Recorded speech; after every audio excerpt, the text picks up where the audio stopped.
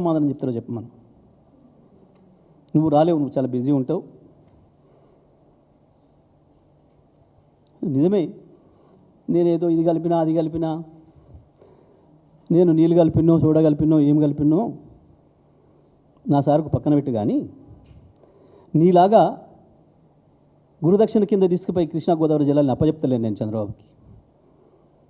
తెలంగాణ రైతాంగానికి, తెలంగాణ ప్రజలకు ద్రోహం చేస్తూ ఇవాళ ఏదైతే మొదలు కృష్ణను అప్పచెప్పి ఇవాళ గోదావరిని అప్పచెప్పే ప్రయత్నం చేస్తున్నావో ఆ ద్రోహానికి నేను పనపడలే.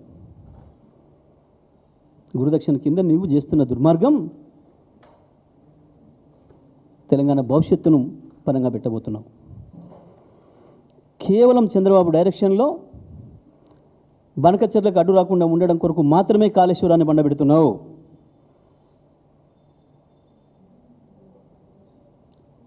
రేపొచ్చే కమిషన్ ఏదైతే ఉంటుందో ఆనాటికి మనం గోదావరిలో ఇప్పటికే మనకు హక్కుగా ఇచ్చిన జీవోల ద్వారా ఇచ్చిన 960 టీఎంసీల నీళ్ళని మేము ఆల్రెడీ వాడుకుంటున్నాం. పై వచ్చే నీళ్ళలో కూడా మాకు ఇంకా అక్కర ఉంది, కొత్తగా ప్రాజెక్టులు మొదలుపెట్టుకుంది అని చెప్పి మనం చెప్పాల్సిన దాన్ని కాళేశ్వరం ద్వారానే 150 టీఎంసీల నీళ్ళు మేము వాడుతున్నామని చెప్పాల్సిన విషయాన్ని దాచిపెట్టి చంద్రబాబుకు కావాల్సిన పద్ధతుల్లో, బనకచెర్లకు కావాల్సిన పద్ధతుల్లో నువ్వు యాక్షన్ చేస్తూ ఉన్నావు.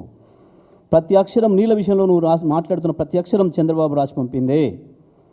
చంద్రబాబు ఏజెంటు ఇక్కడ ఉన్న ఆదిత్యనాథ్ దాస్ ద్వారా రాసిచ్చిన స్క్రిప్టులు చదువుతూ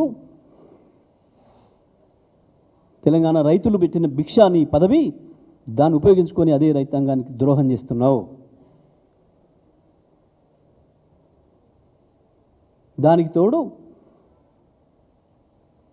స్వామి కార్యం స్వకార్యం అన్నట్టు వేలాది లారీలను పెట్టి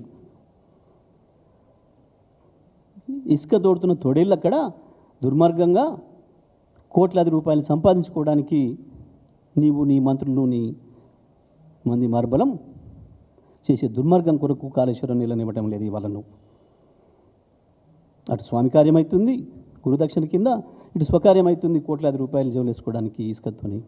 అందుకే ఇవాళ నువ్వు కాళేశ్వరాన్ని ప్రారంభం చేస్తలేవు. ఇది అక్షరం నిరూపిస్తాం, ప్రజల్లో నిన్ను దోషిగా నిలబెడతాం.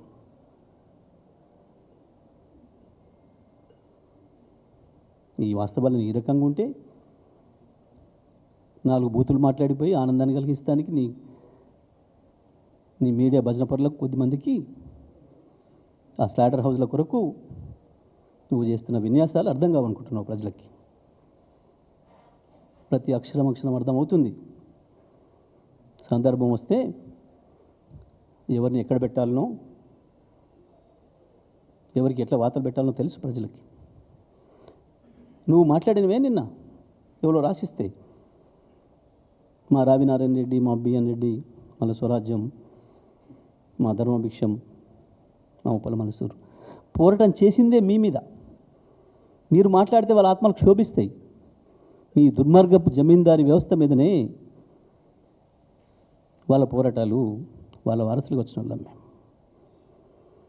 ఇవాళ నీ దుర్మార్గమైన కాంగ్రెస్ రాజ్యంలో వాళ్ళ వారసుడిగా కొట్లాడుతున్నాను నేను. అక్కడ మట్టి కనిపించిన మీ అందరిని ఒకసారి మళ్ళీ కూడా అదే చేస్తా. మళ్ళీ ఈసారికి ఒక్కడు రాడు, గుర్తుపెట్టుకో. ఒక్కడినే ఉన్నా ఒక్కడిని కూడా లేకుండా చేస్తా అక్కడ. మళ్ళీ శాసనసభకి రాకుండా చెప్పొచ్చిన ప్రతి ఒక్కటి చెప్పి చేసిన. జానారెడ్డి గారు 50 ఏళ్ళు కదా నీకు ఇక్కడ రాజకీయ జీవితం ఇచ్చింది ఈ ప్రజలు. ఎందుకు రాలే మాకు ఈ నీళ్ళు? ఇవాళ వచ్చినాయి, ఎందుకు వచ్చినాయి కేసీఆర్ వచ్చిన తర్వాతనే అని చెప్పి మా రాజవరం ప్రజలు అడుగుతున్నారు. నా రాజవరం భూములు అడుగుతున్నాయి, నా ముదిమాణిక్యం మేజర్ భూములు అడుగుతున్నాయి, నా సూర్యపల్లి భూములు అడుగుతున్నాయి, నా జాన్పాడు భూములు అడుగుతున్నాయి. ఎక్కడికి పోయినా ఈ నీళ్ళు ఇవాళ వస్తున్నాయి ఎన్ని రోజులు అని చెప్పి గట్ల నీళ్ళు ఇచ్చినాం. హక్కుండి 50 ఏళ్ళుగా ఎదురు చూసిన పొలాలకి ఆ గొంతులు తడిపినాం మేము. నీ కాంగ్రెస్ దుర్మార్గం నుంచి బయటపడేసుకొని ఆ జిల్లాని ఇవాళ సస్యశ్యామలం చేసినాం. నల్లగొండకు నేను ఏం చేసిండో కేసీఆర్తో, కేసీఆర్ ఏం చేసిండో అందరికీ తెలిసిన నల్గొండ జిల్లా ప్రజలకి. నీ చేత మాటలు, ఉత్త మాటలు మాట్లాడి, బూతు మాటలు మాట్లాడి తప్పించుకొని వచ్చినమేమో ఆ క్షణానికి. కానీ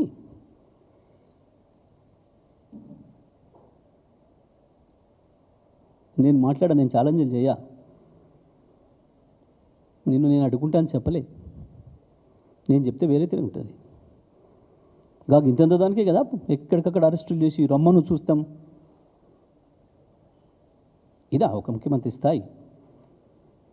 నేను ఒక్కరోజు మాట్లాడలే. కేసీఆర్ గారు మాట్లాడు కేసీఆర్ గారి ఆలోచన వేరు, ఆ స్థాయి వేరు, నీకు పోల్చుకోవడం లేదు నువ్వు. కానీ నేను ఎన్నడూ జిల్లాలో మాటలు మాట్లాడలే. 10 ఏళ్ళ అధికారం ఉందని ఏ ఒక్క రాజకీయ నాయకుని అరెస్ట్ చేయించలే. నీ ఎమ్మెల్యేలను, నీ మాజీ ఎమ్మెల్యేలను, ఒక కాంగ్రెస్ కార్యకర్తను అరెస్ట్ చేయించలే నేను 10 ఏళ్ళ జిల్లాలో. వందల వేల సమావేశాలు పెట్టినాం.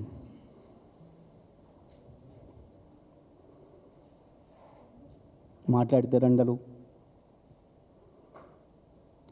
పేగులు తెంపడాలు, మెడలు వేసుకోవడాలు, కనుగులు బీగడాలు మేము చెయ్యం.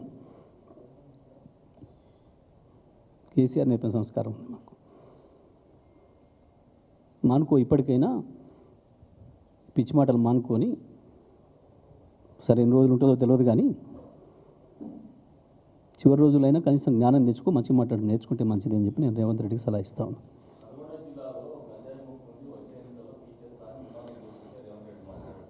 వాస్తవమే, అప్పుడప్పుడు మనం ఎంత పంట చేంజ్ చేసుకున్నా కొన్ని లోటోపీస్ చెట్లు వస్తాయి, కొన్ని కలుపు మొక్కలు వస్తాయి.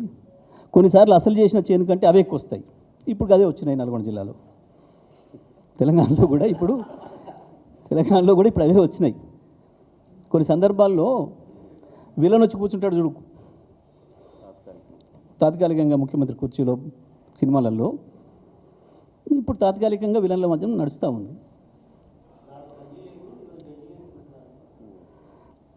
సరే, నాకు వ్యక్తిగతంగా మాట్లాడుకోవడం ఇష్టం లేదు కానీ ఒక్క పని చేద్దాం. మీరు ఎవరు, నేను వేరే పిల్ల, మీరు ఇక్కడ ఉన్న మీడియా మిత్రులు ఒక్కసారి వాళ్ళ ఊరికి వెళ్ళి